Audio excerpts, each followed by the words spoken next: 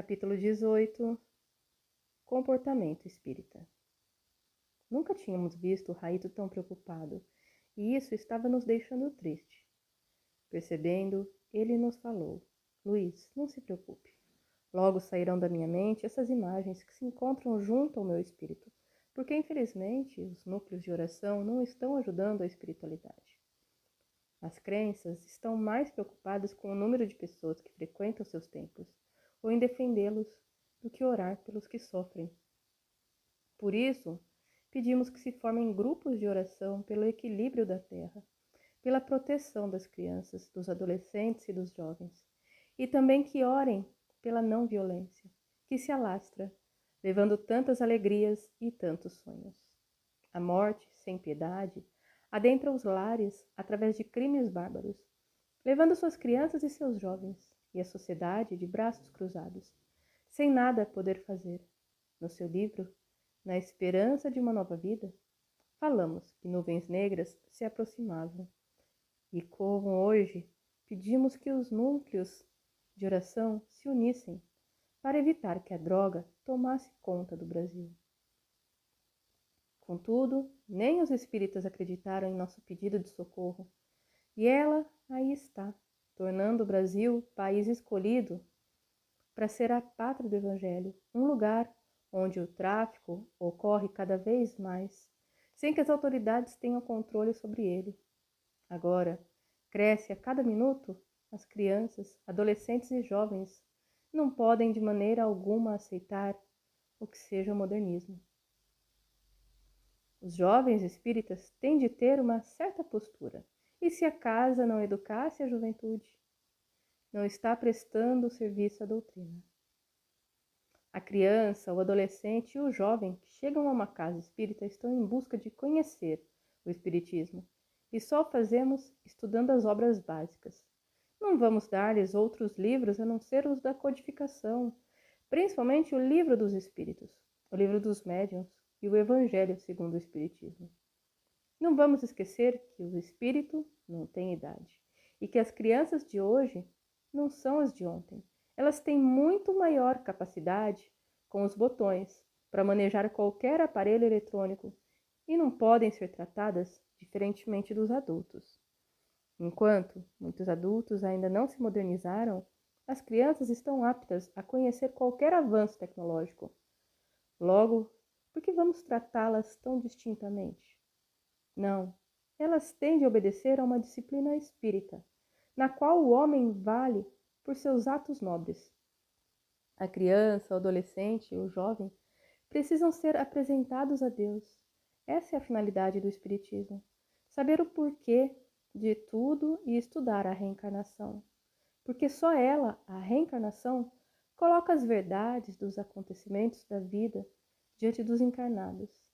Entretanto, brincar na evangelização, como se a alma encarnada tivesse tempo, é desconhecer a finalidade da doutrina espírita, que é educar o homem e torná-lo digno. Uma mocidade na qual crianças, adolescentes e jovens não são evangelizados, esses jovens não estarão recebendo uma educação espírita. Cada casa espírita tem de usar um método de Pestalozzi de ensino, no qual a educação é obrigatória, educação com liberdade e disciplina, quando devemos moldar nas almas jovens seus deveres e direitos com a sociedade. Cada jovem é um representante da casa, na qual é evangelizado. Se ele não tem educação nos cinemas, teatros e escolas por onde transita, algo está lhe faltando, os conhecimentos doutrinários. Nas casas educadas nos estatutos da doutrina codificada por Allan Kardec, seus frequentadores já estão reformulando suas atitudes. Não digam que não é obrigação das casas educar o homem. Crianças, adolescentes e jovens não pode de maneira alguma aceitar o que seja modernismo. Vejamos o que diz o Livro dos Espíritos, em sua conclusão, item 5, segundo e terceiro parágrafos. Por meio do Espiritismo, a humanidade tem que entrar numa nova fase, a do progresso moral, que lhe é consequência inevitável. Não mais, pois, vos espantei da rapidez com que as ideias espíritas se propagam. A causa dessa celeridade reside na satisfação que fazem a todos os que as aprofundam e que nelas veem alguma coisa mais do que fútil passatempo. Ora, como cada um o que acima de tudo quer é a sua felicidade, nada há de surpreendente em que cada um se apegue a uma ideia que faz ditosos os que a esposam. 3 períodos distintos apresentam o desenvolvimento dessas ideias. Primeiro, o da curiosidade, que a singularidade dos fenômenos produzidos desperta. Segundo, o do raciocínio e da filosofia. Terceiro, o da aplicação e das consequências. O período da curiosidade passou. A curiosidade dura pouco. Uma vez satisfeita, muda de objeto. O mesmo não acontece com o que desafia a meditação séria e o raciocínio. Começou o segundo período. O terceiro virá, inevitavelmente. Quem não encontrar na doutrina a educação do espírito, procederá como homem do mundo que não respeita as leis divinas, cujo próximo não tem valor algum. A casa espírita, que tem educação doutrinária, não permite que a profanem com trajes sumários, vandalismo e atitudes indignas de um espírita. Crianças correndo pelos corredores, gritando e destruindo portas, cadeiras e adornos. Mesas mediúnicas todas riscadas. A própria diretoria furando fila e devorando pedaços de bolo quando há algum acontecimento social na casa. Isso não é uma casa espírita, na qual se estudam os livros doutrinários, pois estes educam o homem, e quem se educa, sabe educar, e leva para seus lares o que a doutrina ensina. Prepotência, vaidade e maledicência não condizem com os postulados espiritistas. Vamos-nos educar para saber passar aos instrutores espíritas as belas orientações que os espíritos levam até os homens encarnados. Nada mais antidoutrinário do que pessoas em um auditório conversando na hora da palestra, ou não prestando atenção ao palestrante, correndo para a fila do passe. Indiferença ao trabalho de quem se preparou para explanar a doutrina ou o evangelho. E ninguém diz nada, porque muitas vezes o presidente da mesa é o primeiro a dar mau exemplo, conversando com quem está ao seu lado, sem a mínima consideração com o palestrante. E eles é que são os que entendem de doutrina, Raito. E o resto é antidoutrinário, né? Quem pensa assim é que está longe dos postulados espíritas. A doutrina espírita não tem líder, tem criaturas que estão buscando a perfeição, e ninguém caminha sozinho nessa longa estrada. Muitas casas estão necessitando urgentemente criar grupos de estudos da doutrina para que os espíritos codificadores cheguem até os grupos espíritas para educar os homens, porque a doutrina foi trazida até o plano físico para mudar as criaturas. Ela nem chega a ser religião, como os que dizem existir, pois muitas pregam a desunião e o ódio. E a doutrina espírita, codificada por Allan Kardec, foi até o plano físico para tornar melhor a humanidade, que só se tornará humilde, sustentando-se nos últimos lugares e colocando a túnica de Jesus no coração. Infelizmente, o espírita não está cumprindo com sua missão. Não é difícil, Raito, um espírita que muito conhece a doutrina, sentar-se em uma mesa com iniciantes espíritas e estudar junto com eles? Se os conhecedores da doutrina não tomarem conta de suas casas espíritas, dificilmente as verdades espíritas serão respeitadas. Isso é, a pureza doutrinária. No espiritismo não se pode ficar apegado à letra morta, pois ele surgiu como uma grande orquestra, cujos instrumentos musicais eram dignos das melodias celestes. Porém, desejar casas lotadas, mas nas quais o vazio doutrinário toma conta de suas dependências, é falta de conhecimento e de amor à doutrina. Allan Kardec não foi ao plano físico apenas para ser um arauto do Senhor. Não, ele lá esteve para ouvir e gritar bem alto que Deus é de bondade infinita. porque não destrói suas obras. Kardec lutou contra muitos obstáculos para ser fiel à sua missão, e não será a vaidade dos homens que derrubará o edifício do amor que os codificadores levantaram. Pois hoje os espíritas só precisam levar avante as verdadeiras mensagens. Raito, então você está pedindo aos centros preces para o mundo, em vez de eles carimbarem as pessoas nas casas espíritas, médium, médium, e dizerem, minha casa tem 3.000 médiums. Ele não respondeu, mas apenas sorriu, dizendo, oramos a Deus, para que essa revelação não se perca no coração egoísta da humanidade. Quando teve o mestre pregado o amor e a humildade, ela não soube isso aproveitar. Que não façam aos espíritos que codificaram o espiritismo a mesma ingratidão que fizeram ao Cristo. Nesta vila de espíritos pedófilos, vimos-los bem deformados. Se eles voltarem ao plano físico, levarão essas deformações? Claro. Com seus atos indignos e cruéis, eles lesaram os órgãos que estão no perispírito, os quais só eles mesmos podem fazer voltar ao que eram antes, através de boas e nobres ações. Fazendo caridade em outras vidas? Sim. Praticando um amor infinito e nobre a crianças, adolescentes e jovens. Mas antes eles terão de apagar das suas casas mentais esses hábitos tão nocivos a um ser humano.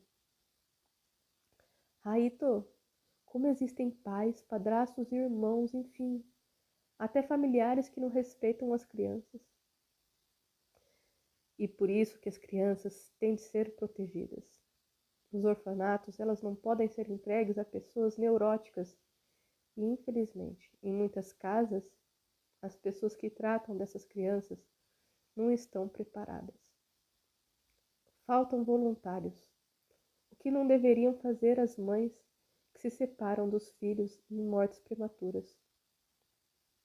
Buscar cuidar de outras crianças, porém não precisando levá-las para suas casas. Isso já seria pedir muito, mas prestando turnos de trabalho nesses orfanatos, dando à criança a educação de que necessita. Algumas instituições precisam pagar pessoas para cuidar das crianças, porque faltam voluntários, e essas pessoas o fazem apenas para ganhar dinheiro, e não por amor. Quando toda criança quer ser amada e pede o aconchego do colo. Andávamos naquela vila, onde farrapos de seres humanos tinham jogado fora a reencarnação, brincando com a vida. Que prazer é esse que o homem busca, causando dor, lágrima e sofrimento? Quanta falta de respeito à vida humana e ao próximo. Aproximar-se de alguém para provocar-lhe dor e sofrimento, principalmente quando se trata de crianças, adolescentes e jovens. E o Eclesiástico surge à nossa frente, em seu capítulo 2, versículo 7. E seguintes. Um alerta do alto para aqueles que desejam ouvir a palavra de Deus. Item 7.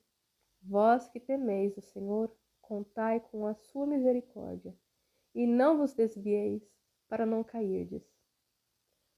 Vós que temeis o Senhor, fiai-vos nele, e vossa recompensa não faltará. Vós que temeis o Senhor, esperai felicidade, alegria eterna e misericórdia, pois a sua recompensa é um dom eterno e jubiloso. Olhai as gerações passadas e vede. Quem é que confiou no Senhor e foi confundido? Quem perseverou no seu temor e foi abandonado? Quem o invocou e se viu desprezado? Pois o Senhor é compassivo e misericordioso, perdoa os pecados e salva no tempo da tribulação. Ai dos corações covardes e das mãos vacilantes. Ai do pecador que anda sobre 2 caminhos. Ai do coração que vacila por falta de fé. É por isso que não será protegido. Ai de vós, que perdestes a perseverança, que haveis de fazer quando vos visitar o Senhor? A vida física é passageira. Porém, o que nos espera na vida espiritual? Porque hoje não nos preparamos para esse grande momento. O irmão nem leu o seguinte trecho do capítulo 5 do Eclesiásticos. Não te fies nas riquezas e não digas, elas me bastam. Não deixes que teu instinto e tua força te levem a seguir as paixões do coração. Não digas, quem tem poder sobre mim? Pois o Senhor não te deixará impune. Não digas, pequei e o que me aconteceu? Pois é longânime a paciência do Senhor. Não fiques sem receio por causa do perdão, acumulando pecado sobre pecado. Não digas, sua misericórdia é grande, ele perdoará a multidão de meus pecados. Pois nele há misericórdia e cólera, e sua ira se abaterá sobre os pecadores. Não tardes em voltar para o Senhor, nem adies de um dia para o outro, pois a cólera do Senhor virá de repente, e no dia do castigo serás aniquilado. Não te fies em riquezas injustas, pois de nada te valerão no dia da calamidade. Se sabemos que teremos de voltar ao mundo físico, por que não procuramos nos tornar dignos do Senhor? Não devemos confiar nos prazeres da carne, quando sabemos que ela é passageira como a brisa que hoje toca a nossa face. Vamos educar a criança e apresentar-lhe Deus, fazendo-a respeitar o seu corpo como se fosse um palácio divino, no qual nada podemos destruir, pois temos de prestar contas ao Criador de tudo o que desfrutamos quando encarnados. Ninguém pode imaginar o lugar onde estávamos. Era o inferno, cantado em verso e prosa. Ali, o Raito e os outros recitavam o Salmo 10, oração pelos justos e oprimidos. Por que, Senhor, ficas tão longe e te ocultas em tempo de perigo? O indefeso é consumido pela prepotência do ímpio e colhido nas intrigas que lhe tece. Pois o ímpio se gloria da própria ambição, o avarento blasfema e despreza o Senhor. Segundo a insolência do ímpio, não há Deus que peça contas. Esse é todo o seu pensar. Ele sempre prospera em todos os seus caminhos, e por estarem longe dele seus excelsos decretos, menospreza todos os que o contrariam.